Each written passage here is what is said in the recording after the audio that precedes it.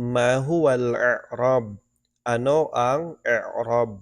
Ang tinatawag na i'rab huwa taghyiru akhiril kalimah. Ito ay tumutukoy sa pag-iiba-iba sa dulo ng salita hasab al-awamil dakhilati alayha. Nakadepende sa amil sa dahilan na pumapasok sa salita. Famathalan Muhammadun. Ang halimbawa nito ang salitang Muhammadun.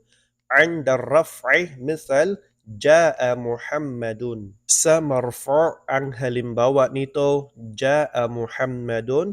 Ang Muhammadun dito ay marfu' dahil siya ay fa'il. Wa kadhalika an-nasbu mithla ra'aytu Muhammadan.